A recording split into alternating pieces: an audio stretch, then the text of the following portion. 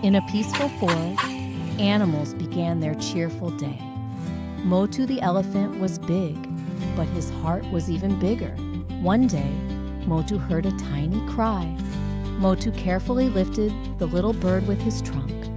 Soon, all the animals smiled at Motu's kindness. Later, the bird helped Motu find sweet fruits. Kindness always comes back to you.